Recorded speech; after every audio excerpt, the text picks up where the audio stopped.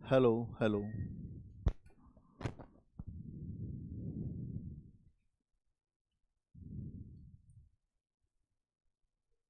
कैसे हैं आप लोग? क्या चल रहा है? जो सुना, क्या चल रहा है?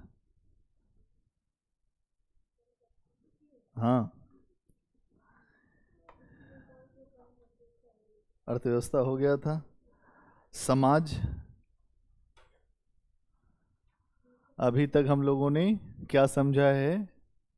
हम लोग प्राचीन भारत को देख रहे हैं, और प्राचीन भारत को देखने का हमारा तरीका यही है कि कैसे समाज में बदलाव हुआ, कैसे परिवर्तन हुआ। सारा खेल इतिहास में परिवर्तन को देखने का है।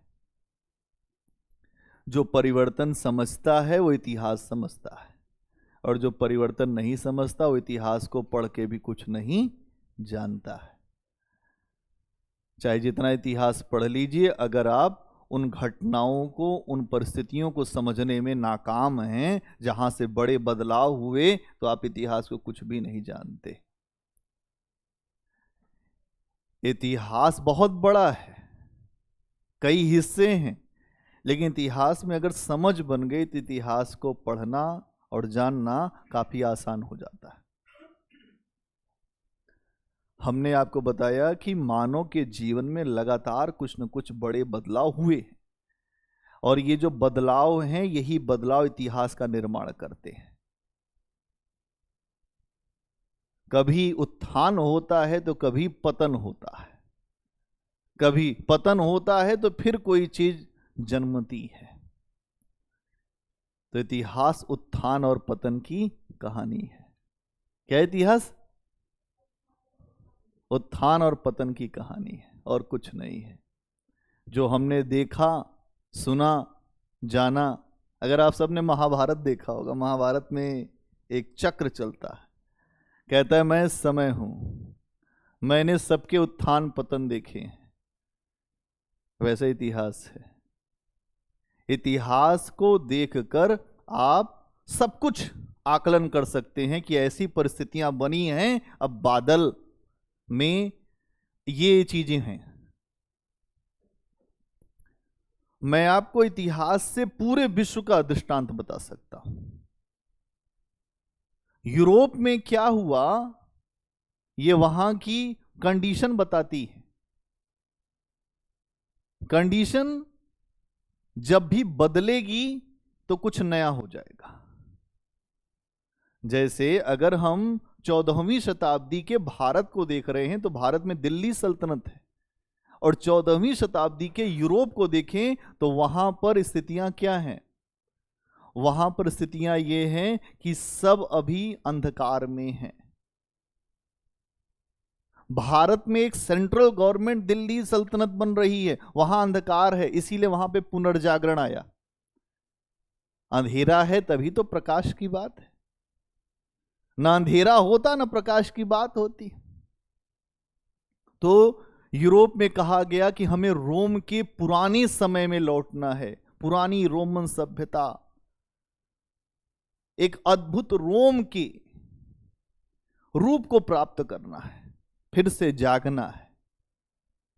उसी जागने के क्रम में आप देखोगे बहुत सारी चीजें हुई, कई राष्ट्र बने, कई विचारधाराएं आईं, राष्ट्रवाद आया, फिर राष्ट्रवाद के बाद अति राष्ट्रवाद आया। अति राष्ट्रवाद क्या है, हम विस्तार करेंगे। और जब अति राष्ट्रवाद आया तो अति राष्ट्रवाद ने यह कहा कि भाई तुमको जीने का अधिकार नहीं है, और तुमको जीने का अधिकार नहीं है तो कई समस्याएं बाद में खड़ी हुई। और यूरोप में और क्या हुआ, यूरोप में अत्यधिक लाभ की आकांक्षा थी, इसलिए वहां के लोग अलग अलग स्थानों पर पॉकेट्स में निकल गए। ये लाभ की आकांक्षा क्यों होगी? जब आप बहुत ज्यादा विस्तार चाहेंगे तो हर चीज के लिए पैसा चाहिए, और जब आपके पास पैसा होगा तभी आप विस्तार करेंगे। और जब विस्तार होगा तो एक राष्ट्र दूसरे राष्ट्र से लड़ेगा, और जब लड़ेगा तो कभी कभी ये भी होगा कि कुछ राष्ट्र एक साथ हो जाएंगे और कुछ राष्ट्र एक साथ हो जाएंगे, तो बहुदलीय व्यवस्था, तो उसका परिणाम निकलेगा विश्व युद्ध। आधे लोग एक तरफ आधे लोग एक तरफ, तो इसका मतलब कि दोनों शक्तियां जब तक जोर आजमाइश नहीं कर लेंगे तब तक रुकेंगी नहीं। तो आप जो कुछ भी कर रहे हो उस करने का कुछ न कुछ रिजल्ट होता है। तो प्राचीन काल में भी जो हम इतिहास पढ़ रहे हैं उस इतिहास में भी कुछ न कुछ रिजल्ट होता है। मौर्यों का एक केंद्रीय सत्ता, इतनी मजबूत एक इमारत, एक राज्य बनाया गया, जिसको बनाने वाले चंद्रगुप्त मौर्य, बिंदुसार, अशोक जैसे महान शासक रहे, बाद में वो राज्य बिखर गया। क्यों?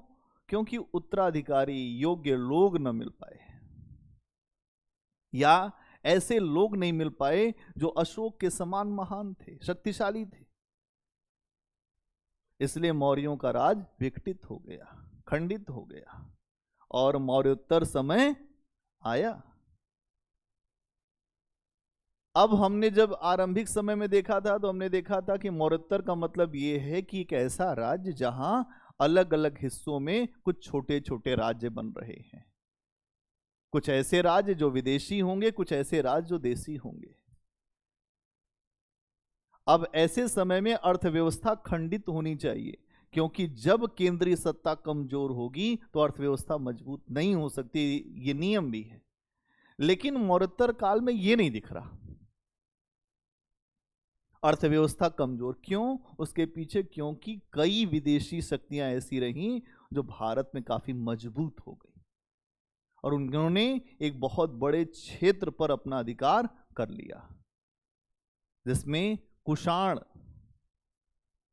और उसमें कनिष्क एक महान शासक हुआ, जिसने बहुत बड़े क्षेत्र पर भारत में अपना आधिपत्य स्थापित किया। तो मौर्योत्तर काल पहले इतिहास के नजरिए से एक अंधकार का काल माना जाता था, एक डार्क एरा माना जाता था। लेकिन अब इतिहासकार इस बात पर सहमत हैं कि मौर्योत्तर काल में भारत एक बहुत बड़े व्यापार वाणिज्य को करता था, और उस व्यापार वाणिज्य का लाभ हमें मिलता था, क्योंकि कुषाणों का अगर आप देखें तो सिल्क रूट पर नियंत्रण था। चीन के ऊपर भी जो कुषाणों ने आक्रमण किया था, बड़े क्षेत्र, रूस, अफगानिस्तान, ईरान के बड़े क्षेत्र पर अधिकार था, मथुरा तक विस्तार था। तो इसका मतलब यह है कि मौर्योत्तर काल का जो व्यवस्था है, अर्थव्यवस्था है, वो काफी स्ट्रांग सी दिखाई देगी। आपने देखा कि खूब सिक्के चल रहे हैं। आपने सातवाहनों के समय में देखा कि सातवाहनों के सिक्के चल रहे हैं। आपने कुषाणों के समय में देखा कि खूब सिक्के चल रहे हैं। शकों के समय में आपने देखा कि चांदी के सिक्के खूब चल रहे हैं। इसका मतलब यह है कि मौर्योत्तर काल एक बेहतर काल के रूप में हमारे सामने आता है। समाज कैसा है? मौर्योत्तर काल का समाज कैसा है? बताओ सोच के जरा। मौर्योत्तर कालीन समाज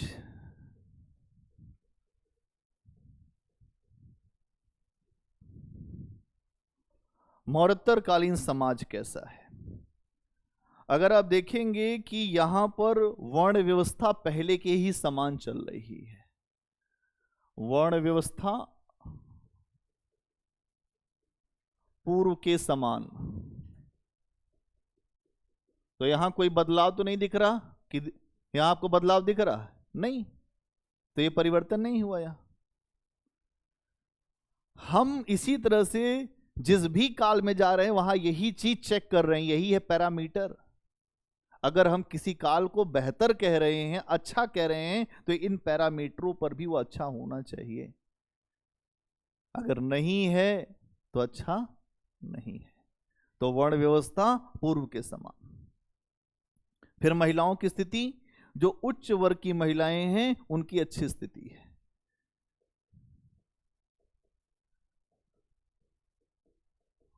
महिलाओं की स्थिति,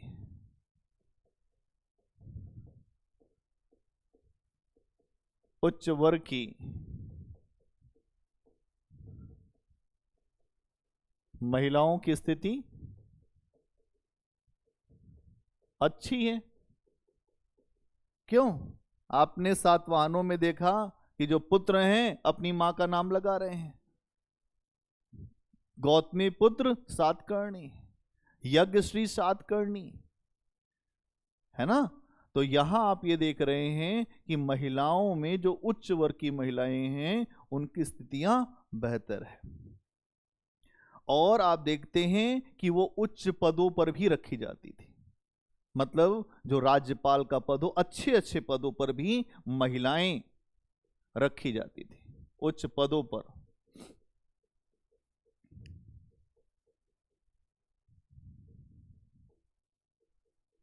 उच्च पदों पर रखी जाती थी। अब जो निम्न वर्ग की महिलाएं हैं उनकी स्थिति कैसी है? तो आप देखें, सामान्य जीवन था, पिछड़ा जीवन था। जो निम्न वर्ग की महिला है उनका जीवन कैसा था? सामान्य सा था। सामान्य जीवन और पिछड़ा जीवन।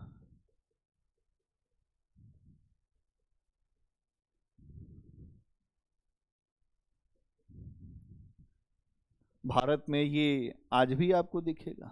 जो लोअर क्लास अब धीरे धीरे आ रहा है ना कि बेटी बचाओ बेटी पढ़ाओ। पहले कुछ नहीं, बेटी पढ़ाओ, न बेटी बचाओ न बेटी पढ़ाओ, कुछ नहीं था यहां। 10 साल पहले जाइए तो जो सास होती थी वो ऐसे ही नाराज चलती थी बहू से। बेटी इसका मतलब कि अपराध, वो बहू का जीना मुश्किल कर देती थी। तो सामान्य वर्ग की जो महिलाएं हैं, जो निम्न वर्ग की महिलाएं हैं, लोअर क्लास की महिलाएं हैं, उनका जीवन बहुत अच्छा नहीं है। इस समय बहुत बेहतर जीवन नहीं दिख रहा है। हाँ, ये जरूर है कि उच्च वर्ग की जो महिलाएं, आज भी देखिए आप, हायर क्लास की जो महिलाएं उनका जीवन अच्छा है।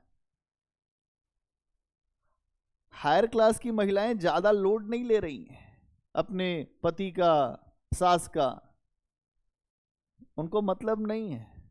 क्यों? क्योंकि वो पढ़ी लिखी हैं, शिक्षित हैं। पढ़ा लिखा व्यक्ति अगर कोई है तो उसको कोई मूर्ख नहीं बना सकता। मूर्ख उसी को बनाया जा सकता है जो अनपढ़ है, अशिक्षित है, जिसको दुनिया की कोई जानकारी नहीं है। जाहिल को मूर्ख बना सकते हैं आप, पढ़े लिखे को आप मूर्ख नहीं बना सकते। इसीलिए जब देश आजाद हुआ 1947 के बाद, भारत में जब शिक्षा तक महिलाओं की पहुंच हुई, महिलाओं ने पुरुषों के वर्चस्व को चुनौती दिया। बाद में स्त्री और पुरुष का संघर्ष भी है, समाज में भी दिखेगा आपको। एक महिला ज्यादा योग्य हो गई तो उसका पति ही बर्दाश्त नहीं कर पाता, बड़ी समस्या। उसको लग गया कि अगर ये ज्यादा योग्य है तो उससे वो बात करना बंद कर देगा। क्यों? क्योंकि पुरुष को ये लगता है कि सबसे ज्यादा योग्य तो हम ही हो सकते हैं, ये संभावनाएं हमारे भीतर है। लेकिन जो पढ़ेगा वही बढ़ेगा, जो नहीं पढ़ेगा वो नहीं बढ़ेगा, चाहे वो पुरुष हो या जो महिला हो। तो यहां समझना पड़ेगा कि यहां की समस्याएं क्या है। इसके अलावा अर्थशास्त्र में अगर आप देखेंगे, तलाक लेने का अधिकार, अगर हम देखते हैं कि यहां पर अगर आपने जो मौर्यों के समय में देखा था तो तलाक लेने का अधिकार था कि नहीं था। और यहां पर अगर आप देख रहे हैं तो समाज में एक बात यह है कि हायर क्लास में तो अधिकार कुछ मिल रहे हैं, लोअर क्लास में अधिकार नहीं है। इसके अलावा और क्या दिखता है? दास प्रथा जो है, इस समय एक बात यह भी हुआ कि जो ब्राह्मण, क्षत्रिय और वैश्य, ये एक व्यवस्था तो है ही है। ब्राह्मण, क्षत्रिय, वैश्य, शूद्र, इन्होंने कहा कि हम सेवा नहीं करेंगे। अब बहुत सेवा कर लिया तुम्हारा, सेवा नहीं, कि हमें सेवा नहीं करनी है। इस समय एक बात सामने आती है कि सेवा नहीं करेंगे, इसका मतलब यह अधिकार चेतना बढ़ने लगी लोगों में। अधिकारों को लेकर लोअर क्लास संघर्ष की स्थिति में है। वो कह रहा है कि नहीं, अधिकार चाहिए अपने को। अभी वर्ण व्यवस्था बनी हुई है, लेकिन अधिकारों के लिए संघर्ष भी शुरू हो गया है मौरोत्तर का। देखो, अधिकार ना बहुत बड़ा प्रश्न है। कोई किसी को अधिकार नहीं देना चाहता, अधिकार छीनना सब चाहते हैं। और जो महिलाओं के अधिकार को छीनने के लिए अगर आप देखें तो कुछ धार्मिक पुस्तकों का भी लोग सहारा लेते हैं। इस स्मृति में लिखा हुआ है कि महिलाओं को पहले जब उनका जन्म होता है तो अपने माता पिता के संरक्षण में, खास तौर से अपने पिता के संरक्षण में रहना चाहिए। जब वो बड़ी हो तो भाई का भी संरक्षण हो जाता है। भाई अपने आप को हिटलर मान लेता है कि नहीं, कुछ नहीं। फिर उसके बाद जब विवाह हो तो पति का संरक्षण, वो अपना कॉपीराइट मान के चलता है कि हमने जो करना है वही अब तुम करोगी। फिर उसके बाद जब वो नहीं है तो पुत्र का संरक्षण। हर जगह पुरुष ने महिला को संरक्षण में रखा है। तो पुरुष को संरक्षण में कौन रखेगा? पुरुष क्या इतना नेक दिल चल रहा है, या इतना नेक दिल है? ये प्रश्न आपको उठाना पड़ेगा। अब यहां पर आप देखेंगे कि ये जो निचला वर्ग है, इसमें इसको भी शामिल करो, वैश्य भी। वो कह रहा है नहीं, अधिकार, अधिकार से नीचे कोई बात नहीं। इस समय ये भी चीज आपको दिखने लगी। इसके अलावा और क्या दिख रहा है? ये हो गया आपका समाज। व्यापार की स्थिति देखें, किस समय के व्यापार की स्थिति। अर्थव्यवस्था पे कुछ आपने लिखा था, मौर्योत्तरकालीन अर्थव्यवस्था पे कुछ लिख लिया था। एक हेडिंग बनाइए, व्यापारिक स्थिति, फिर 2 लाइन समाज पर भी लिखा देंगे। व्यापारिक स्थिति, मौर्योत्तरकालीन व्यापारिक स्थिति।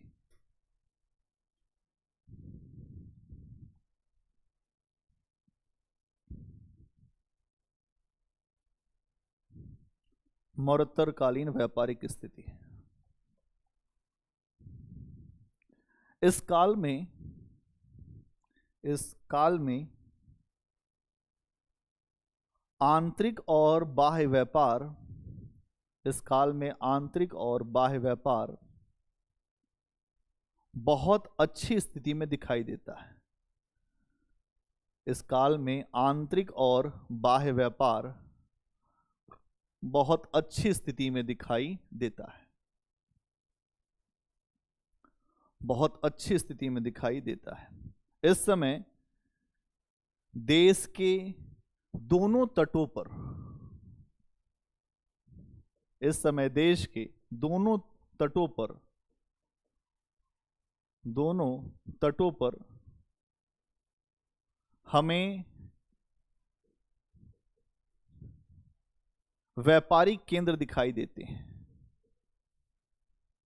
हमें व्यापारिक केंद्र दिखाई देते हैं। जैसे पश्चिमी तट पर भड़ौच, पश्चिमी तट पर भड़ौच, सोपारा, भड़ौच, सोपारा, कन्नौर, भड़ौच, सोपारा, कन्नौर।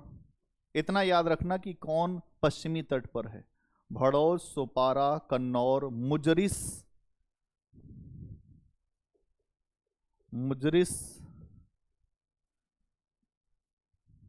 और मुजरिस और टिंडीस। टिंडीस ये सारे बंदरगाह पश्चिमी तट पर है। इसका मतलब कि ये हवाई बात नहीं है। मौर्योत्तर काल में तगड़ा व्यापारिक जो विकास हो रखा था, बंदरगाह तभी डेवलप होंगे जब हमारा व्यापार वाणिज्य बहुत अच्छा हो। अब जो पूर्वी तट के बंदरगाह, तो ताम्रलिप्ति,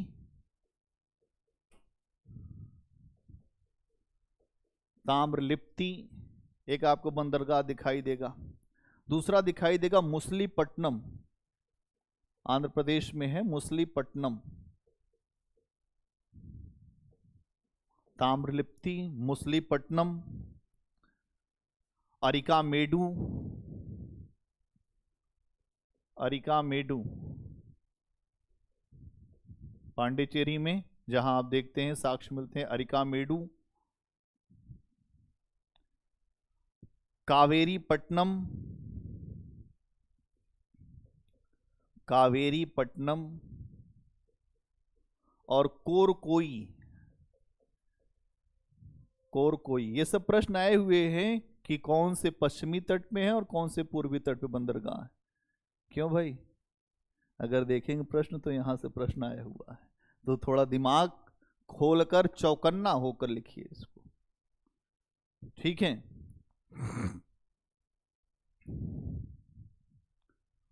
तो आप देखेंगे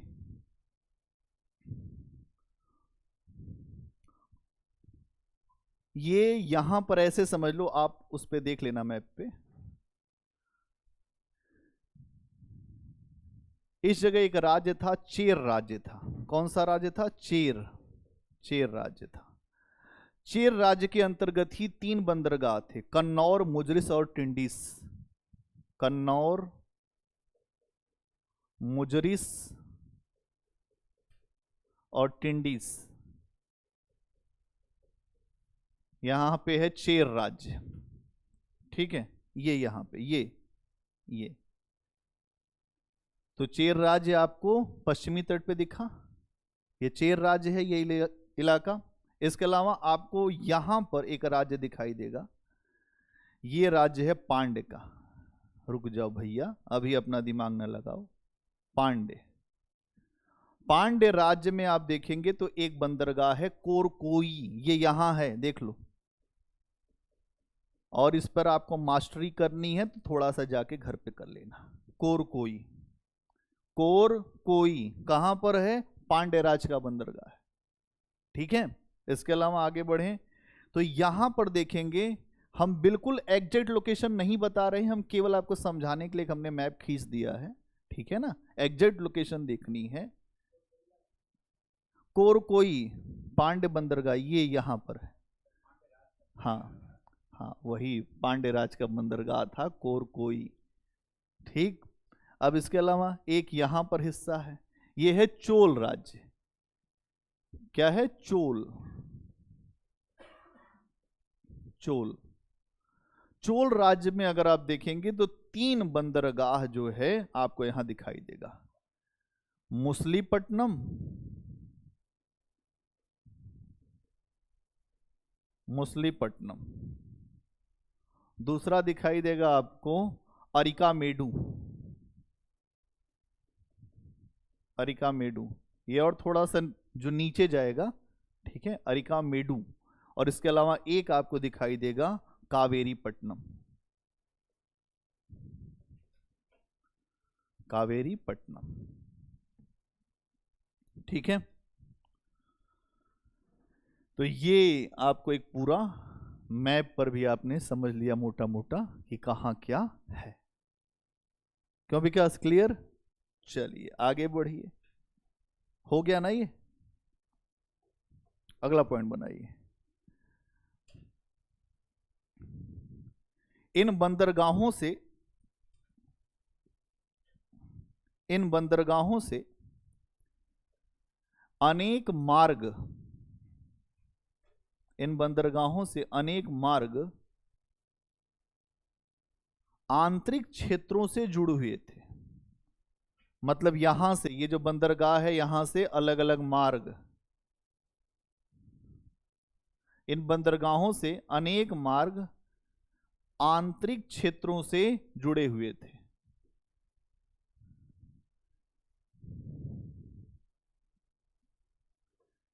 इसी समय हमें उत्तरापथ, उत्तरापथ का मतलब ये ऊपर वाला, इसी समय हमें उत्तरापथ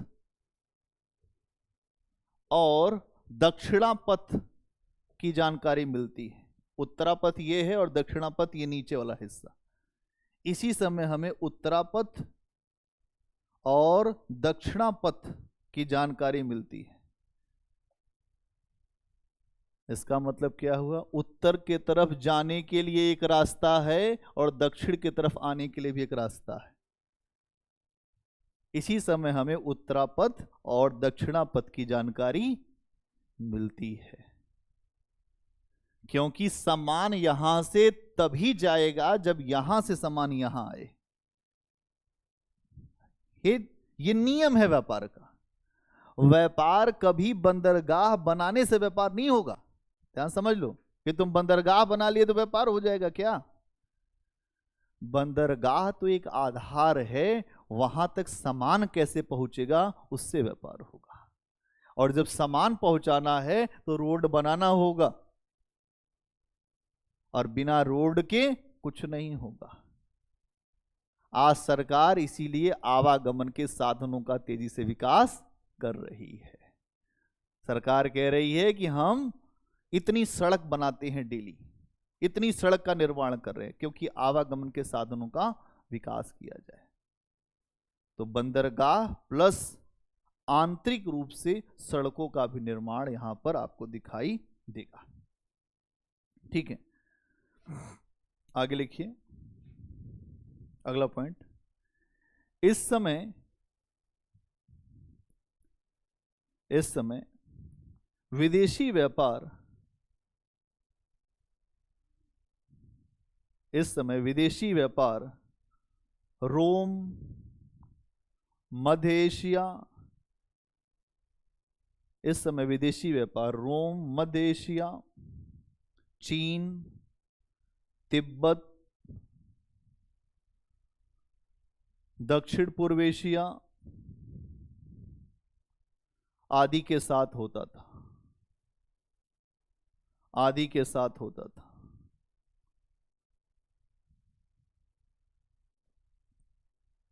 तो भैया व्यापार होता था, लेकिन एक लाइन और लिख लो, इन सभी के साथ व्यापार में भारत लाभ की स्थिति में था। इन सभी के साथ व्यापार में, अगली लाइन लिखो, इन सभी के साथ व्यापार में भारत, इन सभी के साथ व्यापार में भारत लाभ की स्थिति में था। तो व्यापार करना तो अच्छी बात है, लेकिन अगर हानि की स्थिति हो तो आपको बैलेंस ऑफ पेमेंट, एक व्यापारिक घाटा होने लगेगा।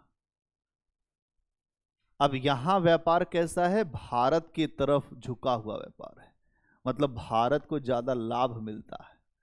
तो भारत को ज्यादा लाभ मिलेगा तो ज्यादा पैसा मिलेगा, क्यों? और जब ज्यादा पैसा मिलेगा तो ज्यादा नगरीकरण होगा। ज्यादा जब नगरीकरण होगा तो अलग अलग इलाकों में भी व्यापार बढ़ेगा। कई सारी चीजें हैं जो एक दूसरे से जुड़ी हुई हैं। यहां आपको ये सारी चीजें दिखेंगी। अजंता एलोरा की जो गुफाएं हैं वो महाराष्ट्र में है ना। अजंता से लेकर अरिका मेडू तक भी एक रास्ता बनाया गया था। मतलब यहां से लेकर अगर आप देखें तो यहां ऐसे भी रास्ते बने। एक पूरा व्यापारिक डेवलपमेंट। ये सारी चीजें ये दिखा रही हैं कि आज दुनिया के जो विकसित देश हैं वो इसी बात का प्रयास करते हैं कि हम निर्यात करते हैं तो हमारा निर्यात ज्यादा हो, हमारा आयात कम होना चाहिए। भारत मौर्योत्तर कालीन, अगर आप मौर्यों के बाद के समय में देखते हैं तो भारत की स्थिति कुछ ऐसी ही बनी हुई है। दुनिया के अधिकतर देशों के साथ व्यापार, लेकिन भारत लाभ में है। इसीलिए तो इतने आक्रमणकारी यहां आए। जब समृद्ध कोई जगह होती है, किसी के पास खाने के लिए है, तभी तो वहां लूट होती है। जगह है ही नहीं, वहां क्या लूट होगी। यहां लुटेरे या लूट इसलिए हुई क्योंकि यहां समृद्धि बहुत ज्यादा थी। यहां के लिए अलग अलग गाने आपको सुनाई देंगे कि सोने की चिड़िया है भारत, जहां डाल डाल पर जो सोने की चिड़िया रहती है, ऐसा देश है भारत।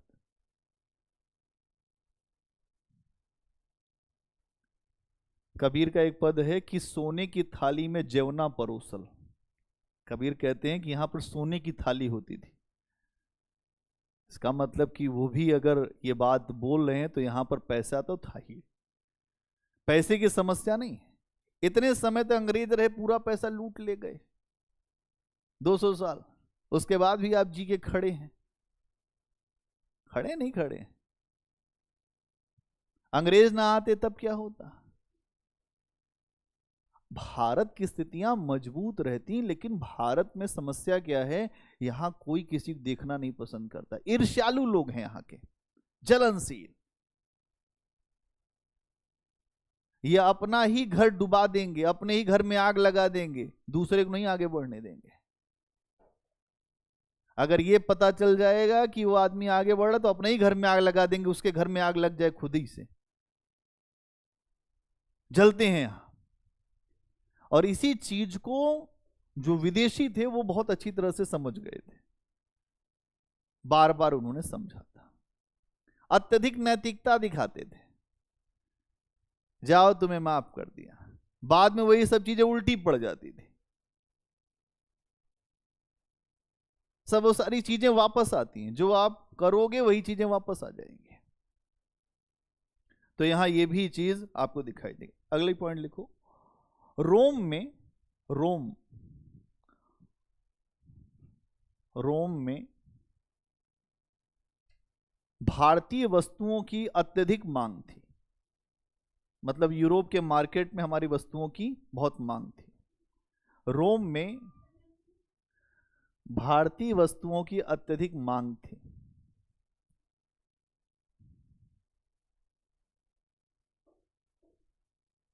और भारत का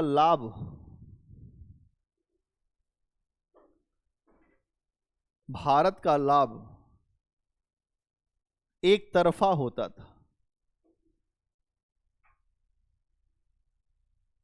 इसीलिए रोम का लेखक प्लिनी कहता है,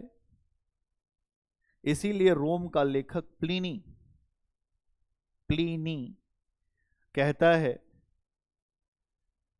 कि भारत के साथ होने वाला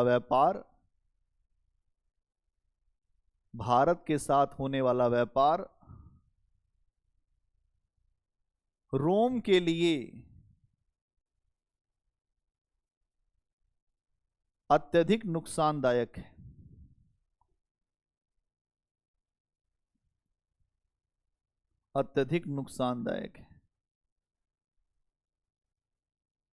अब आप एक बात यहां पर अभी समझ रहे हैं कि आपके यहां बहुत अच्छा एक पूरा व्यापार था, आपने सिल्क रूट पर अपना नियंत्रण कर रखा था। अंग्रेज आते हैं, आपको कहते हैं आप जंगली हैं, आपने कभी कुछ नहीं किया दुनिया में, आपका तो कभी व्यापार भी नहीं था, आप हारे हुए लोग थे, आपका देश सपेरों का देश है, आप जंगली टाइप के लोग हैं। अब आप एक बात देखिए यहां पर कि भारत इस समय लाभ की स्थिति में था। इसी लाभ को प्राप्त करने के लिए दुनिया के विकसित देश लगातार पागल हुए पड़े कि अगर कहीं का मार्केट है तो वहां से पैसा, अगर क्षमता है लोगों के अंदर देने की, तो उस मार्केट में हम रहें। भारत दुनिया का सबसे बड़ा बाजार है, आपको पता है, दुनिया का सबसे बड़ा बाजार है, और आप दुनिया की सबसे बड़ी आबादी हैं। देखिए आपको बधाई हो, आप नंबर 1 पर आ गए। दुनिया की सबसे बड़ी आबादी और सबसे बड़ा बाजार, सबसे बड़ा बाजार तो सबसे ज्यादा खरीदार। तो खरीदार यहां हैं, तो दुनिया के विकसित देश क्या है, वो सबसे बड़े उत्पादक हैं वस्तुओं के, सेवाओं के। अब अच्छा सामान कहीं पर भी रख दो वो बिक जाएगा। खराब सामान आप लेकर मार्केट में बैठो, कोई नहीं खरीदेगा, सिंगल आदमी नहीं खरीदेगा। अपने ही घर के लोगों को बेचो, वो भी नहीं खरीदेगा आपका सामान। यह मार्केट का नियम है। अच्छी वस्तुएं मार्केट से खराब वस्तुओं को बाहर कर देती हैं। आप रख के देख लो सामान, ये नियम है। अब क्या होगा? विकसित देशों का यह मानना है कि हमारे लिए मार्केट खोल दिया जाए। जब भी विकासशील और विकसित देशों के बीच आपस में चर्चा होती है तो वो यही कहते हैं कि मार्केट खोलो, क्योंकि उनको पता है कि जो विकासशील देश हैं अभी उनके उत्पाद, उनकी सेवाएं हमसे अच्छी नहीं है। और जैसे ही आप मार्केट खोलेंगे आप नव उपनिवेशवाद के शिकार हो जाएंगे। अब नव उपनिवेशवाद क्या है? अंग्रेज तो चले गए, यूरोपीय तो चले गए, लेकिन उनकी विचारधारा, उनका सामान हम आज भी इस्तेमाल करते हैं, उनकी संस्कृति आज भी हमें भाती है। अलग अलग तरीके से हम उनके वर्चस्व को आज भी स्वीकार करते हैं, है कि नहीं? तो ये चीज इसलिए हो रही है क्योंकि आप इतिहास को अपने अच्छे तरीके से नहीं जानते। इसीलिए यूपीएससी ने कहा कि आप अपना आर्ट एंड कल्चर पढ़िए, कला और संस्कृति, एक नया पेपर ही जोड़ दिया, एक नई चीज ही जोड़ दिया उसमें। कहा तुमको संस्कृति नहीं पता, आपने क्या देश का प्रशासन चलाओगे? भारत में एक विविधतापूर्ण संस्कृति है और उस संस्कृति में बड़ी शक्ति है। तो यहां ये चीज भी आपको दिखाई देगी कि आप व्यापारिक लिहाज से दुनिया के सर्वश्रेष्ठ देशों में भी आ रहे हैं और आपके तरफ एक तरफा आपको लाभ हो रहा है, तो दुनिया के देशों ने बाद में आपको तोड़ने का भी प्रयास किया, इसलिए तोड़ा। अगला पॉइंट बनाइए, मौर्योत्तरकालीन धर्म। ये हो गया।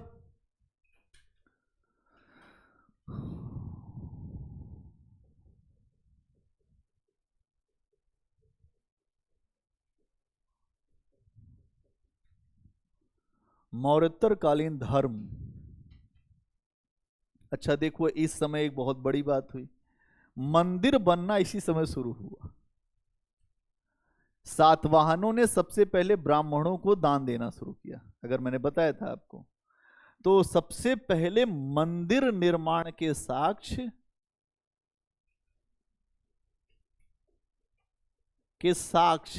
मतलब भारत में इसके पहले साहब मंदिर नहीं है।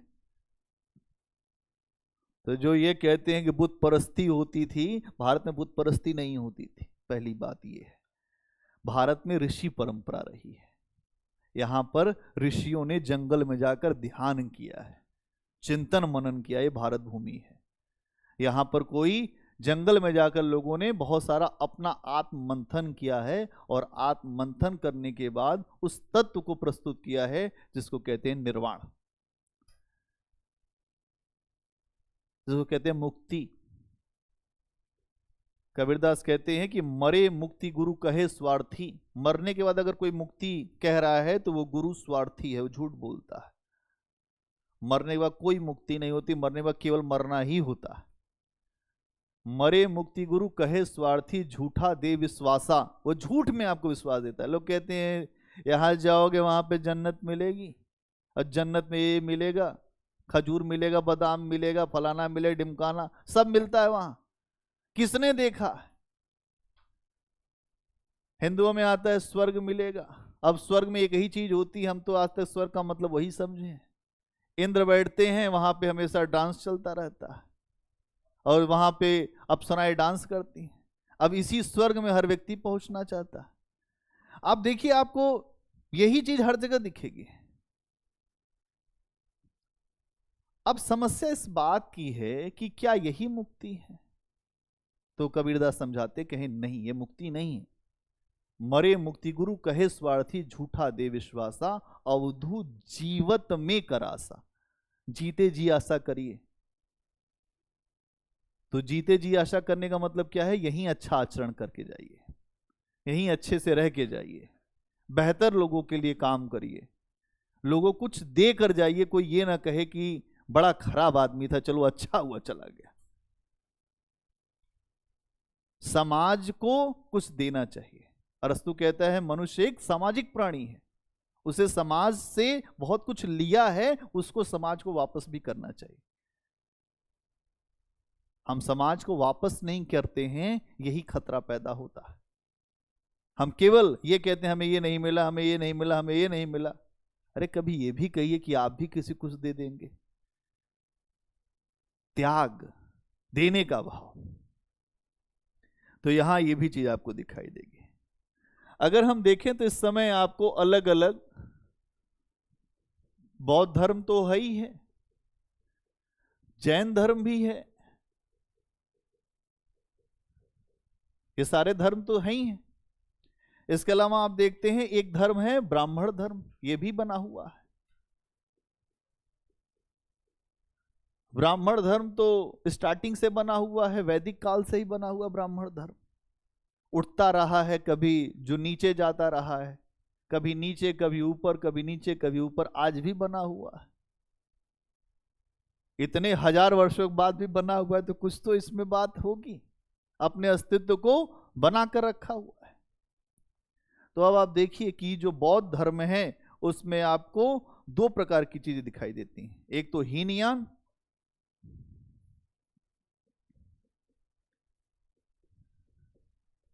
और दूसरा महायान। इस समय आप देखेंगे तो महायान का बड़ा ही उभार हुआ, महायान वाली शाखा बहुत तेजी से विश्व में फैलने लगी, क्योंकि कनिष्क महायान शाखा का ही था, है ना। उसने महायानी विचारधारा को बहुत तेजी से आगे बढ़ाया। और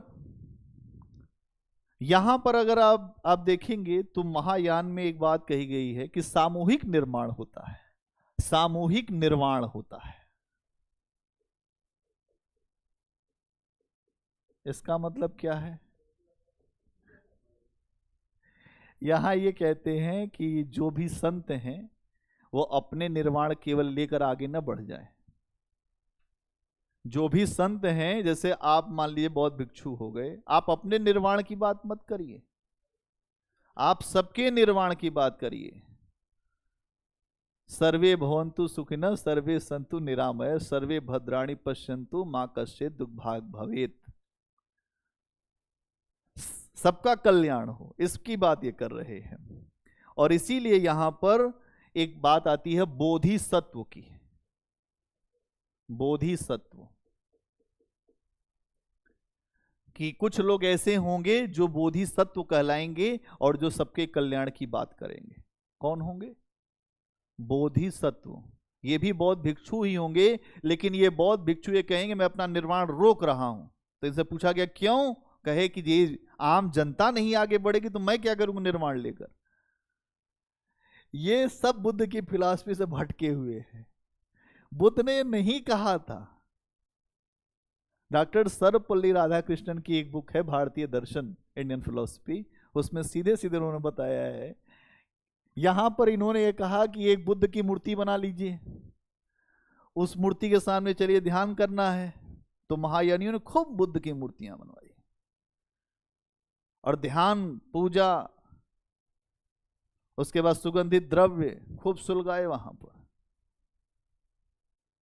और ये कहा कि हम लोग आपके साथ ही आगे बढ़ेंगे। अरे हर आदमी कभी मुक्त हो ही नहीं सकता, लेकिन यहां पर महायानियों में इसी बात को कहा गया। अब हीनयानी कौन है? हीनयानी कहते हैं कि बुद्ध ईश्वर नहीं है भाई, बुद्ध को ईश्वर मत बनाओ। बुद्ध ने अपने शिष्य आनंद से कहा था कि आनंद, मेरी मूर्ति पूजा में समय व्यर्थ मत करना। जो मुझे भविष्य दिख रहा है वो भविष्य यही दिख रहा है कि मूर्ति पूजा में बहुत समय व्यर्थ होने वाला है। तथागत की मूर्ति पूजा में समय व्यर्थ न करना, मेरे द्वारा किए गए शास्त्रा पर चलना, जो मैंने किया है, शास्त्रा मतलब जो मैंने कर्म किया है उस पर चलना। बाद में क्या हुआ? बुद्ध ने जो कहा वो सब भूल गए, बुद्ध ने जो नहीं कहा वो सबको याद है। तो यहां ये चीज आपको दिखाई देगी। तो हीनयानी जो है वो बुद्ध को महापुरुष मानते हैं, ईश्वर नहीं मानते। महायानी बुद्ध को ईश्वर मानते हैं, ये ईश्वर हैं और ईश्वर की तरफ हम आगे बढ़ेंगे तो हम भी कुछ ना कुछ कर जाएंगे। ठीक है, अब आ जाइए, तो यहां पर जो जैन धर्म उसकी स्थिति क्या है। अगर आप देखेंगे तो बहुत सारे ऐसे स्थल हैं जहां पर जैन धर्म को आप वो देख सकते हैं। एक तो मथुरा में आपको जैनी खूब दिखाई देंगे इस समय। इसके अलावा आप देखेंगे खारवेल में, जो मैसूर राज्य है, वहां पर भी आपको जैनी दिखाई देंगे। और खारवेल खुद, अगर आप देखेंगे कि खारवेल अभिलेख है ना, खारवेल का हाथी गुम्फा अभिलेख, हाथी गुम्फा अभिलेख है जहां पर भारतवर्ष की चर्चा की गई है। तो यहां पर भी ये भी जैन धर्म का ही अनुयायी था। इसके अलावा जो ऋषभ देव, महावीर स्वामी, ये सारे के सारे यहाँ पर जितने भी संत हुए हैं, महात्मा हुए हैं, इन लोगों ने यही कहा है कि सेवा, दान और सबके लिए एक ऐसा एनवायरनमेंट बनाया जाए जहां पर सबका कल्याण हो सके। क्या हो सके? सबका कल्याण। तो हम ये देख रहे हैं कि मौर्योत्तर काल में जैन धर्म भी कुछ स्थानों पर सक्रिय है जहां पर लोगों के लिए कुछ बातें रखी जा रही हैं कल्याण के लिए।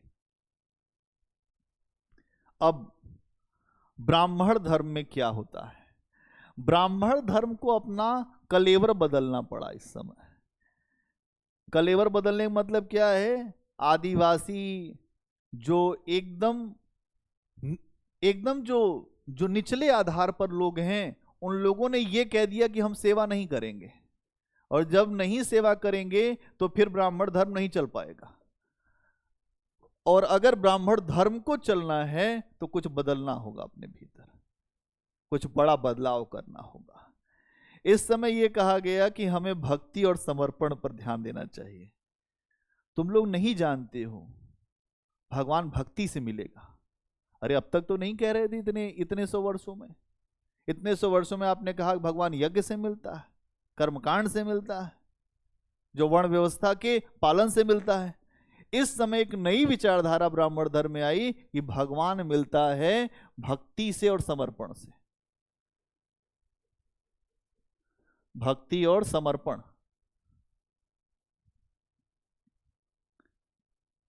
क्यों ऐसा कहा गया? क्योंकि ये जो निचले पायदान के लोग हैं, ये सेवा करने के लिए तैयार नहीं है। अब इनको जोड़ना है और ब्राह्मण धर्म को बना के रखना है, तो कुछ नई बातें कहनी पड़ेंगी। और कहा गया कि हम लोग को कर्मकांड पर कम ध्यान देना चाहिए। क्या करना चाहिए? कर्मकांड पर कम ध्यान देना चाहिए।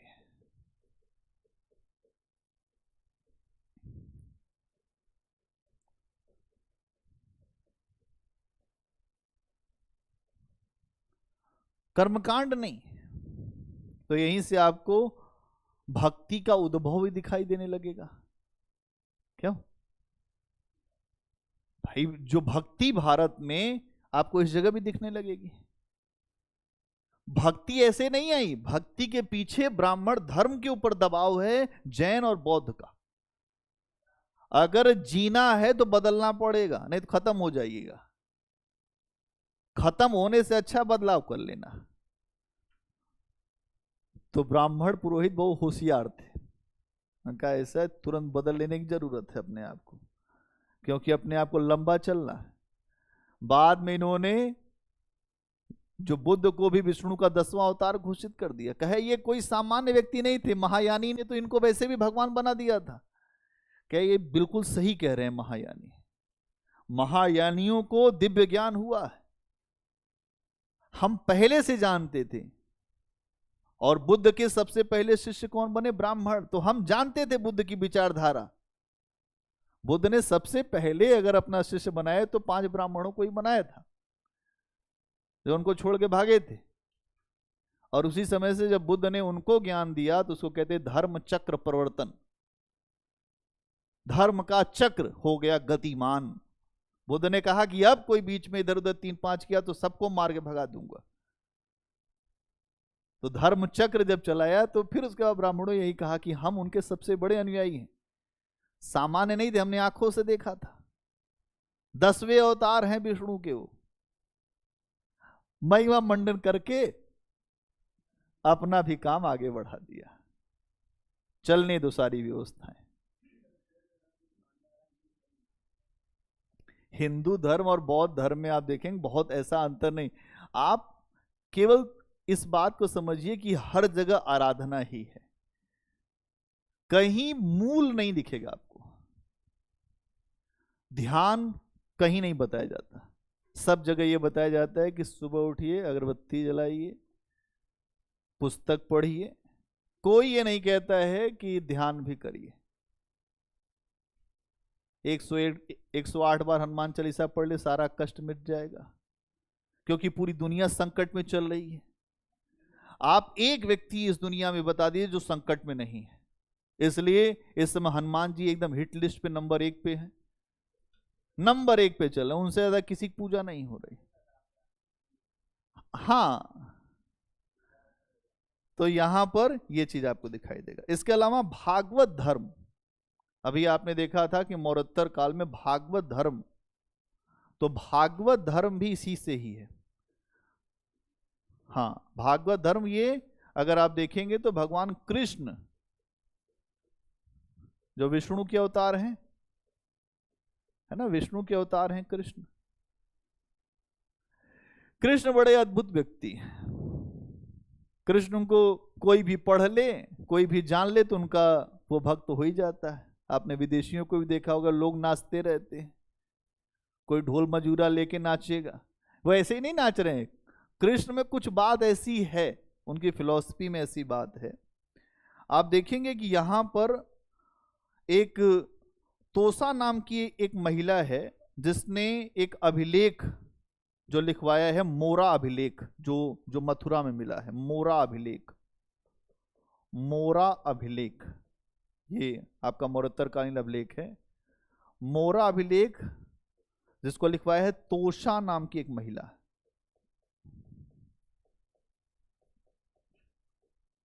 तोषा नाम है, क्या नाम है? तोषा।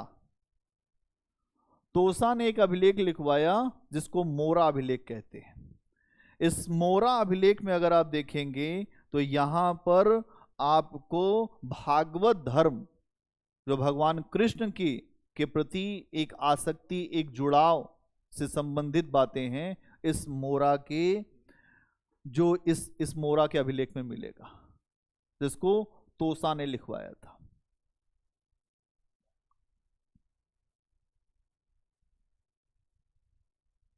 ठीक है। इसके अलावा एक चीज आपको और दिखेगी, पंचवीर की पूजा। पंचवीर, इसी समय आपको एक चीज और दिखेगी, पंचवीर की पूजा। पंचवीर में 5 पंचवीर में, अरे आ रहा हूं भैया, आगे बढ़ने दो। पंचवीर में 5 देवता हैं जिनकी पूजा होती है। सबसे पहले बलराम। अरे यार, अब आ गए बलराम, जब भगवान कृष्ण आगे बलराम नहीं आएंगे? बलराम, इनका नाम है बलदाऊ। ये बहुत ही मोटी बुद्धि के थे, पहलवान थे, मोटी बुद्धि के थे। इनकी परीक्षा बताऊंगा अभी। थे मजबूत व्यक्ति, भगवान कृष्ण के भाई थे तो अच्छे ही थे, लेकिन इन्हीं का शिष्य था दुर्योधन, इन्हीं का शिष्य था बलराम का। हलधर थे, हल लेके चलते थे, हल लेकर चलते थे। आप ये सोचिए, हथियार तो हल नहीं होगा, खेती किसानी का काम यही करते रहे होंगे, तो हलधर थे। ठीक है। इसके अलावा आप देखेंगे वासुदेव, तो वासुदेव आप जानते हैं भगवान हैं कृष्ण, उनका नाम है एक वासुदेव।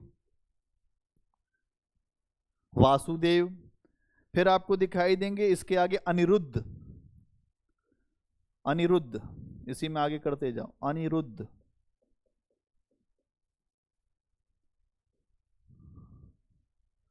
ठीक है। अनिरुद्ध के बाद आपको दिखाई देंगे प्रद्युम्न।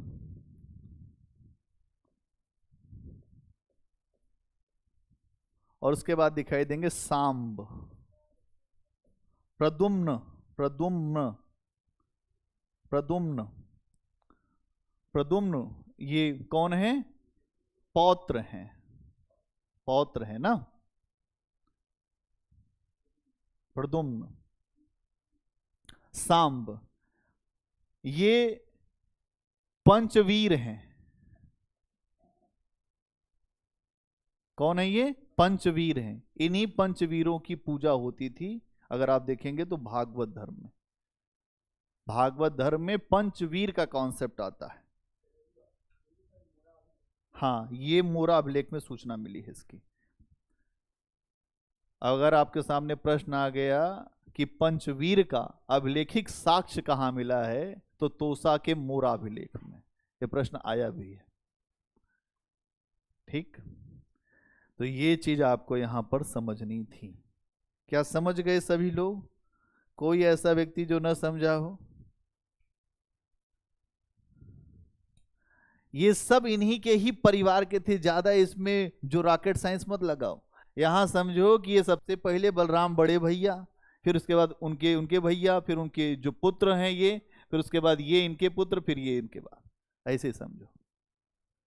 खानदान के ही सारे लोग हैं। पूजा हो रही है, बस ये समझो कि पूजा शुरू हो गई। अब यहां पर पूजा के रूप में पंचवीर का हमें उल्लेख मिलता है।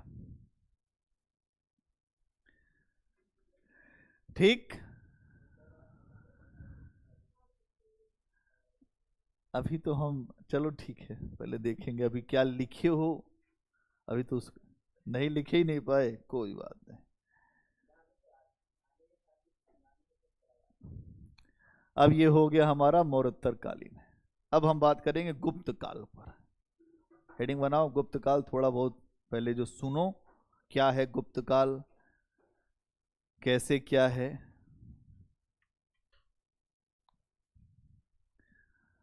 आगे बात इतनी सारी सब समझ में मौर्योत्तर काल पे? बहुत बढ़िया।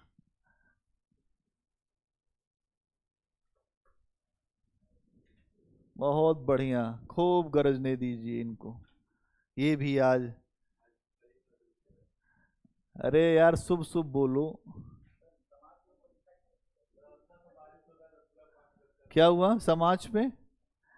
अरे यार तो उसी में जो कौन लिखवा दूं 2 लाइन, उसमें कोई फर्क नहीं है अपने को। हैं? हो गया। समाज वही था, पूर्वज था, फिर उसमें आ गए थे जो निचले वर्ग के लोग थे, तनाव आ गया था, महिलाओं की स्थिति ये थी। हाँ, अब सेवा नहीं करेंगे। गुप्त काल 319 ईस्वी से लेकर 550 ईस्वी तक का समय है इनका। 319 से 550। गुप्त नाम ही काफी है गुप्तों का, ये हर बात गुप्त रखते नहीं। टाइटिल है इनका गुप्त। आज भी गुप्ता टाइटिल लगाते हैं। बहुत सारे जो विद्वान हैं ये इनको मानते हैं वैश्य वर्ग का, इसी इसी चीज को देखते हुए। लेकिन ऐसा नहीं है, लेकिन ऐसा नहीं है। हाँ, एडी एडी एडी एडी ईस्वी ईस्वी। अरे भैया सीधा ही चलने लगेगा अब ईस्वी ही चलेगा, ईस्वी ही चलेगा अब धीरे धीरे 750 पर जाएंगे, वो ईस्वी ही चलेगा। अब वहीं से सामंतवाद आएगा। एकदम दिमाग उल्टा सीधा मत चलाओ, सीधे दिमाग को लेकर चलो। ठीक है, 319 ईस्वी से, इसीलिए मैंने देखो यहां लिखा है एडी 319 ईस्वी से 550 ईस्वी। इस पे हो जाता है कंफ्यूजन, कोई बड़ी बात नहीं है, हो जाता है थोड़ा कंफ्यूजन, लेकिन यहां पर यह समझना है कि कंफ्यूजन नहीं करना है। तरीका क्या होगा? तरीका वही होगा जैसे हम लोग पढ़ते हैं। सबसे पहले स्रोत पढ़ेंगे। स्रोत क्या है? इसके अलावा हम देखेंगे कि वहां पर जो महत्वपूर्ण शासक कौन कौन से हुए हैं। कुछ महत्वपूर्ण, अब तो वैसे इतिहास में महत्वपूर्ण शासकों पे वैसे प्रश्न बहुत नहीं आएंगे, समाज पे आएगा, अर्थव्यवस्था पर आएगा, ऐसे प्रश्न आते हैं। इसके अलावा शासन की व्यवस्था कैसी थी वहां की। शासन की व्यवस्था इसलिए देखनी जरूरी होती है कि आप भी एक प्रशासक ही बनने जा रहे हैं, और जब प्रशासक को शासन की अलग अलग रणनीतियों की जानकारी होनी चाहिए। इतिहास से ये भी सीखते हैं। ठीक है, इसके अलावा और क्या देखेंगे? वहां का जो समाज है वो कैसा था। वहां की अर्थव्यवस्था कैसी थी ये देखेंगे।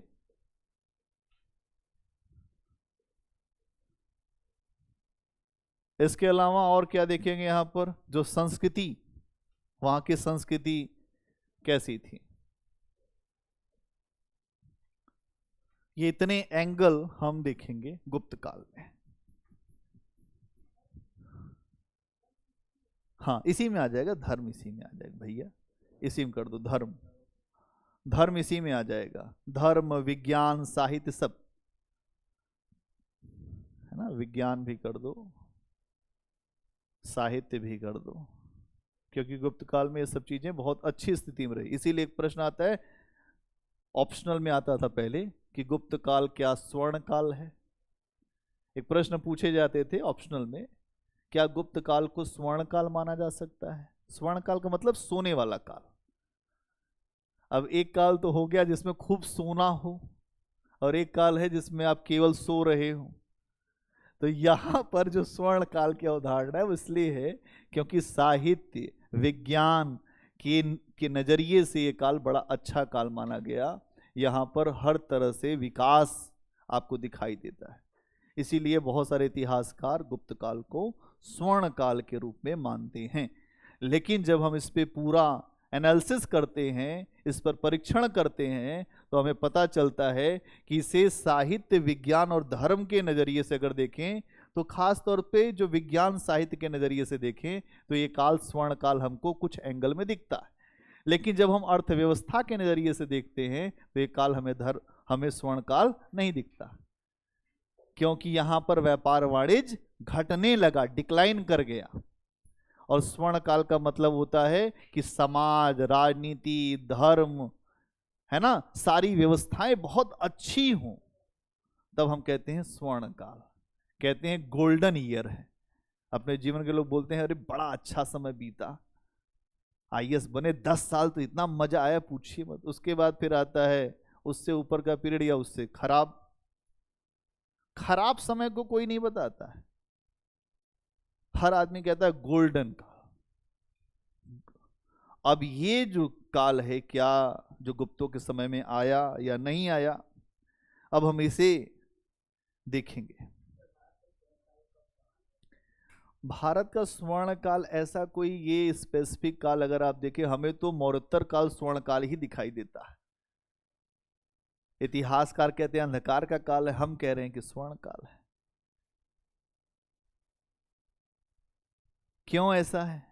क्योंकि इतने एंगल पे देख लिया हमने, तो मुझे दिखता है ये एक स्वर्ण काल था। नहीं, समुद्रगुप्त तो वो लिच्छवी दौहित्र है, अभी आएंगे समुद्रगुप्त पे, अभी आगे मत आओ।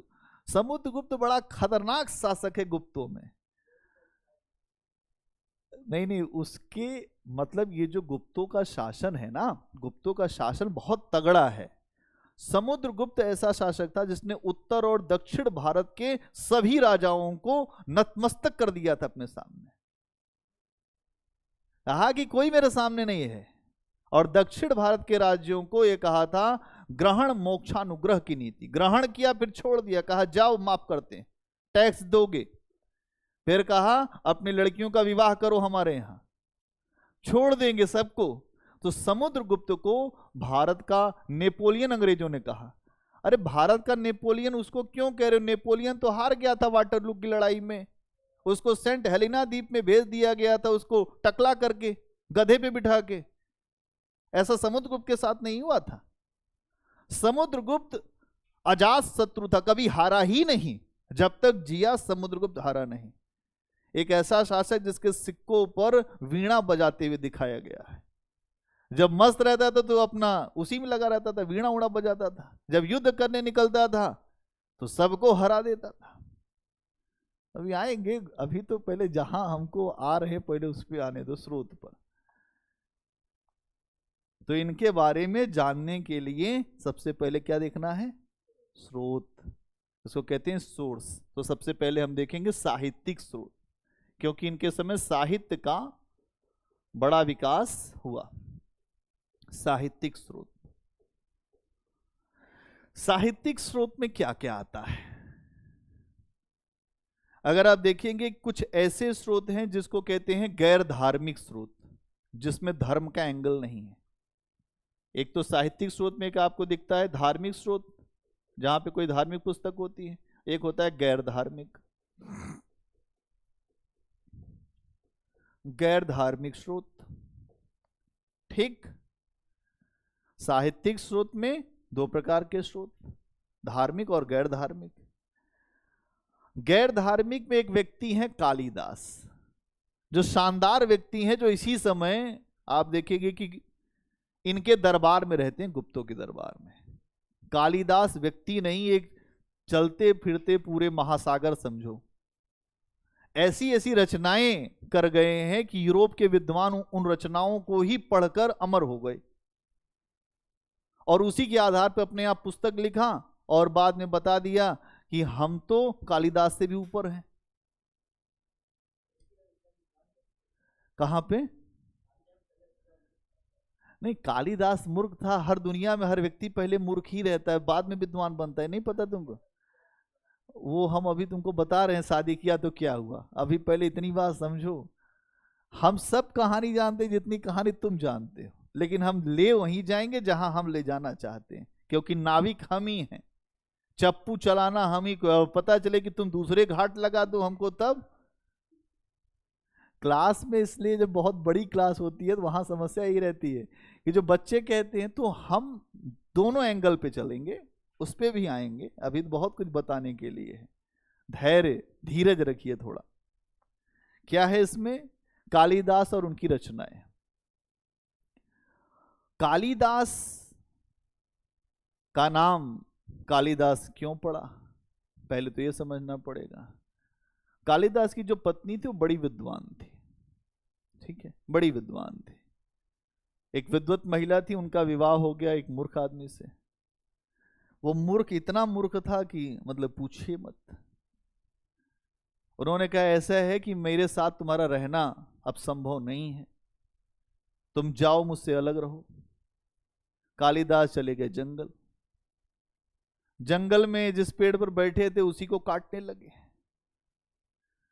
कहते हैं कि उस पेड़ को काटते काटते वहीं नीचे एक मंदिर था, वो डाली कट के नीचे गिरी, वो भी गिर गए। वहीं पे मंदिर था काली जी का, वहां उनकी जीभ कट गई थोड़ी सी। उससे देवी प्रसन्न हुई। अब ये कितना सत्य कितना असत्य इस पे बात नहीं करेंगे अभी, लेकिन इतना समझने की जरूरत है कि कुछ न कुछ उनको ठेस जरूर लगी थी। दुनिया के जितने लोग जो सताए हुए होते हैं वो ईश्वर के यहाँ वही अपनाए जाते हैं। तुलसीदास, उनकी पत्नी ने उनको खूब भगाया था, पता है नहीं? तुलसीदास की पत्नी, उनको रत्नावली नाम था उनका। उसने कहा भागो जल्दी यहां से, हमारी इज्जत का ख्याल नहीं किया, तुम चले आए। मायके में हमारी कुछ इज्जत प्रतिष्ठा है, उसको सोचा होता। तुलसी को 3 बार समझाया रत्नावली ने, 3 बार तो कुछ समझ में नहीं आया कि क्या कहा क्या। चौथी बार बोले कि अब बोलना मत कि मैं आया था, मैं भाग रहा हूं। तो निकले थे काम की ओर, पहुंच गए राम की ओर। बाद में जब तुलसीदास को स्थिति मिली तो तुलसीदास ने कहा कि पहली गुरु तुम ही हमारी हो, रत्नावली को। समझना पड़ेगा कि महिला पुरुष में कोई ये नहीं, कभी कभी महिलाएं बड़ा प्रेरणा का काम करती हैं। अरे कभी कभी का मतलब जो अच्छी महिला होगी वो प्रेरणा का ही काम करेगी, जो गड़बड़ होगी उसकी बात नहीं कर रहा हूं। जो पुरुष भी गड़बड़ होते हैं बहुत सारे पुरुष, तो मान लो कि जो शुरुआत से मूर्ख रहा, समझ रहे हो कि नहीं बात को? अरस्तु कहते हैं कि महिलाएं कम बुद्धिमान होती हैं। हाँ, वो कहते हैं उनके दांत कम होते हैं। अब ये सब फालतू बातें अरस्तु को भी नहीं पता। अरस्तु को भी इतना ही पता होता तो और आगे बढ़ गया होता। अभी समझने की जरूरत है। तो यहां पर कालिदास की जीवनी यही है। फिर कालिदास वहां से उनके जीवन में क्रांतिकारी बदलाव हुआ। बैठे लिखने तो आकाश देखा तो मेघदूतम लिख दिया, ऊपर देखा तो मेघदूतम लिख दिया। संस्कृत के प्रकांड विद्वान हो गए, मतलब उनसे बड़ा कोई विद्वान ही नहीं संस्कृत में। अगर कोई संस्कृत लिटरेचर ऑप्शनल ले ले तो आपको कालिदास को ही पढ़ना पड़ेगा, इतना उसका है। तो मेघदूतम, रघुवंशम, विक्रम शौर्यम, अभिज्ञान शाकुंतलम, फिर ऋतु संहारम, पुस्तकों की झड़ी लगा दिया। एक तरफ लिखना शुरू किया तो वैसी सब पुस्तकें एकदम अद्भुत। मेघदूतम में मेघ को कहा गया कि जाओ मेरी प्रेसी को मेरा जो अन्य विनय है वो जाकर कहना। मेघ से कहना, कबूतर से तो हर आदमी कह रहा है, लेकिन वो मेघ से कह रहे हैं, ये बड़ी बात है। कल्पना भी बहुत बड़ी करना, ये बहुत बड़ी बात है। तो यहां पर कालिदास शानदार व्यक्ति हैं, उनके द्वारा इस पूरे जो गुप्त काल में आप देखेंगे साहित्य का एक अलग जगह दिया गया। साहित्य का ऐसा डेवलपमेंट किया कि आज भी गुप्त काल के साहित्य को बहुत ऊंचा स्थान दिया जाता है लिटरेचर में। और इनके द्वारा उस समय का समाज, संस्कृति, वहां की अर्थव्यवस्था, राजनीति, सब कुछ को आप समझ सकते हो। ठीक है, कालिदास पे इतनी बात समझने की जरूरत है। हाँ, 6 शेक्सपियर, अरे यार भारत का शेक्सपियर कहते हैं, ये भी एक जो मिथक अवधारणा है। शेक्सपियर हुआ है आधुनिक काल में, कालिदास हुए हैं प्राचीन काल में। कालिदास की एक पुस्तक की तुलना शेक्सपियर से नहीं हो सकती। उनकी पुस्तकें शेक्सपियर के हैमिल्टन, ओथेलो, हेमलेट, ये जो पुस्तकें हैं इसमें उतना डेप्थ है ही नहीं। कालिदास की एक पुस्तक मेघदूत को रख दिए सब हल्के पड़ जाएंगे। मेघदूत इतना अद्भुत है, पूछिए मत। कभी मैं अर्थ बता दूं आपको मेघदूत का आके तो आप कहेंगे यार ये भी कभी भारत में हुआ है। वो कहते हैं कि एक विरह में एक व्यक्ति है, एकदम डूबा हुआ, उसको कुछ नहीं समझ में आ रहा है। अब उसको ये समझ में आ रहा है कि मैं अपनी बात किससे कहूं, तो कहता है मेघ से कह देता हूं। मेघ जाएगा यहां से वहां और वहां पे मेरी प्रेयसी होगी, उसको जाके बताएगा। तो मेघ के माध्यम से अपनी बात को कहलवा लेने की क्षमता क्या शेक्सपियर में थी क्या?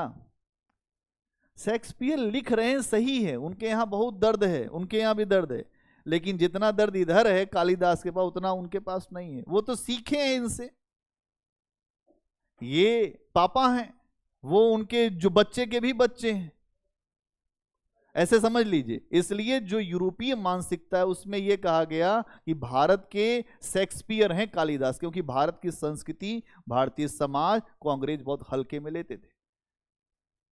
लॉर्ड मैकाले कहता है कि भारत और अरब संसार का पूरा ज्ञान, पूरा साहित्य हमारे एक सेल्फ की अलमारी के भी बराबर नहीं है। ऐसे लोगों की मानसिकता क्या हो सकती है? तो ये जितनी भी अवधारणाएं दी गई हैं उसके पीछे ये समझना पड़ेगा। ठीक है, फिर एक पुस्तक है शूद्रक की मृच्छकटिकम। शूद्रक, ये भी इस समय के विद्वान शूद्रक, इनकी पुस्तक है मृच्छकटिकम। शूद्रक की पुस्तक है मृच्छकटिकम। ये एक नाटक है। क्या है? नाटक। क्या होता है नाटक?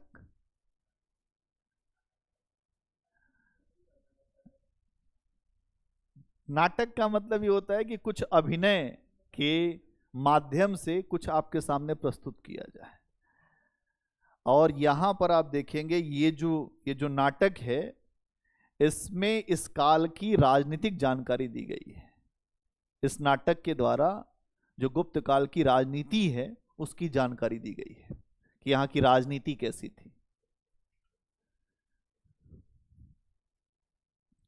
शूद्रक की मृच्छकटिकम में राजनीति की जानकारी। इसमें एक प्रेम दिखाया गया है। आमतौर पे हर जगह आपको यही मिलेगा।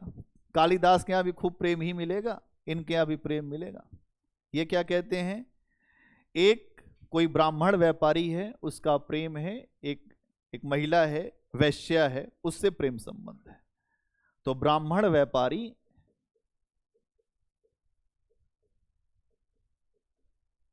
इसका मतलब जो वर्ण व्यवस्था में जो ब्राह्मण भी व्यापारी हो सकता है। पहली बात तो यही समझने की है कि जो ब्राह्मण है वो अपने से नीचे का पैसा अपना ले रहा है और अपने वाले से जो एकदम नीचे उसको अपना वाला नहीं अपनाने दे रहा। ये समस्या है। ब्राह्मण को समझ में आएगा तो हर काम कर सकता है, लेकिन अगर कोई नीचे का व्यक्ति योग्य है, वो कहेगा कि मैं आपका आधार लेना चाहता हूं, तो कहेंगे कि ऐसा है कि तुम सब भागो यहां से। तो समस्या इस बात की है, आपको दिखाई देगी। तो एक ब्राह्मण व्यापारी और एक जो गणिका है, गणिका मतलब वैश्या, उसका प्रेम है इसमें, वो प्रेम दिखाया गया है। ठीक है। और इस नाटक में आम लोग जैसे गुप्त काल में थे, उनका उनका जीवन कैसा था, आम लोगों का रहन सहन कैसा था, इसको भी दिखाया गया है। आम लोगों का जीवन और रहन सहन कैसे रहते थे, इसके अलावा राजनीति तो है ही है।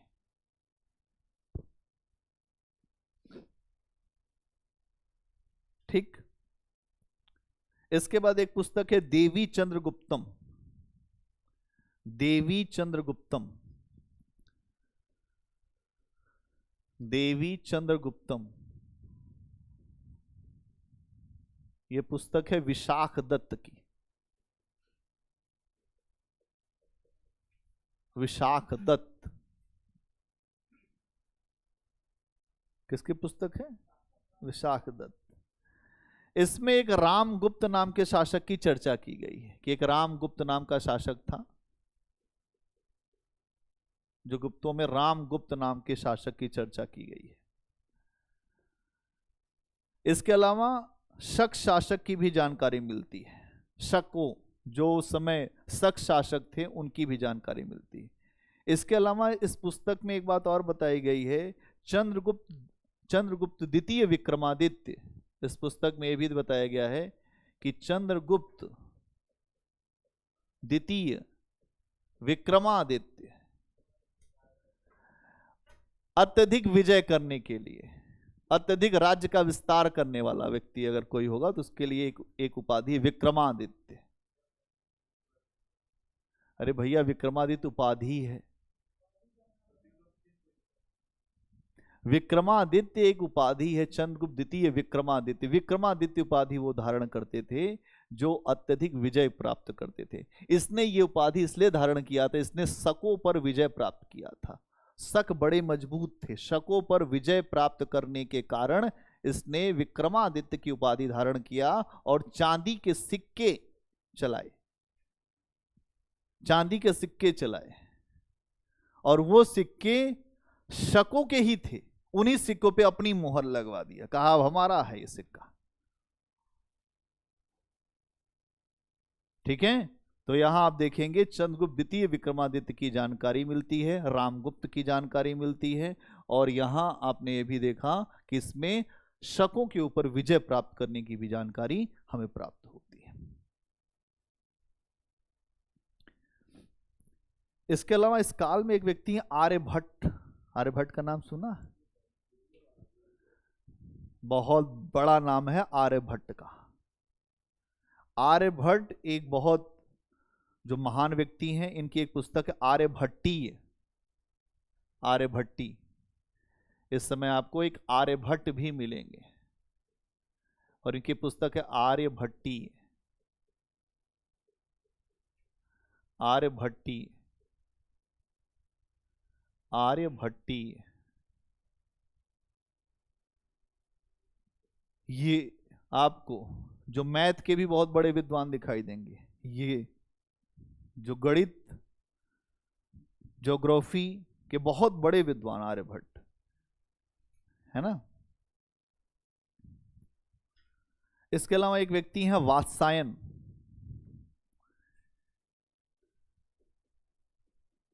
वात्सायन, इनकी पुस्तक है कामसूत्र। अब इसके ऊपर बड़ा ही डिबेट है।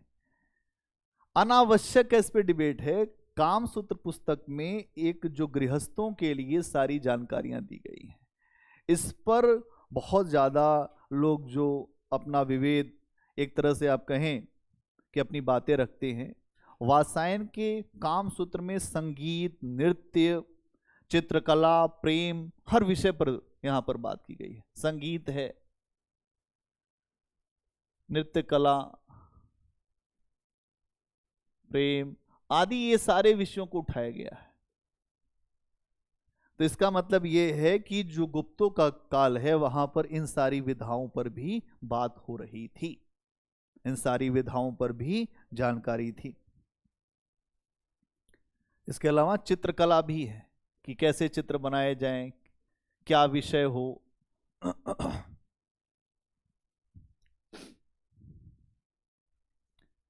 ठीक। इसके अलावा एक व्यक्ति है वराह मिहिर। कौन है? वराह मिहिर।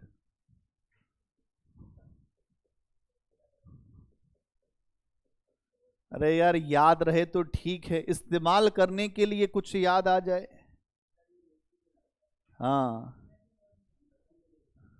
वराह मिहिर, इनकी पुस्तक अगर आप देखेंगे तो भारतीय ज्योतिष पर बहुत बड़ा काम है इनका, ज्योतिष पर।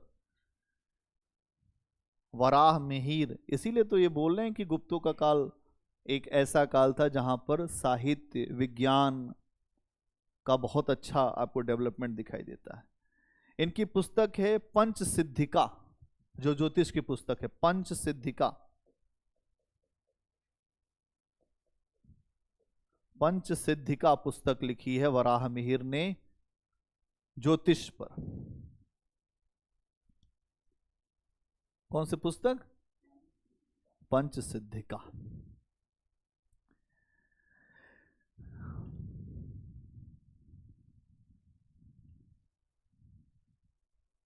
वात्सायन की पुस्तक क्या है? कामसूत्र।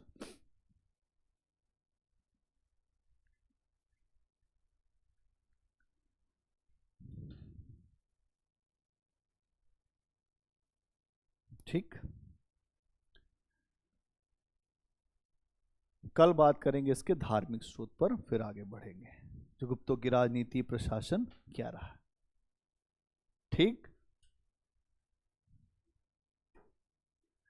एक प्रश्न लिखो, चलो बैठो फटाफट, 5 मिनट का गैप ले लो, पानी वानी पी लो, उसके बाद एक प्रश्न लिखो।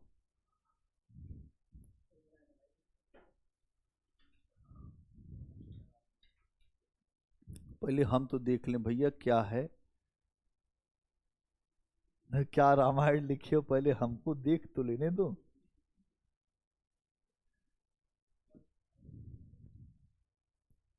एक प्रश्न लिखो, मौर्योत्तर कालीन धर्म पर टिप्पणी करें।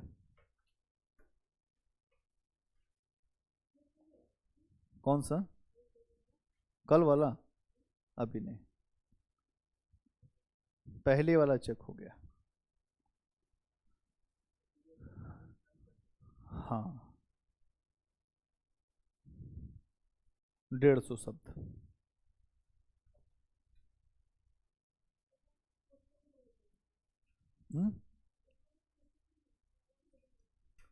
नहीं, अच्छा है ना, वैसा प्रश्न वो नहीं दिए थे, वो बहुत अच्छा किए थे।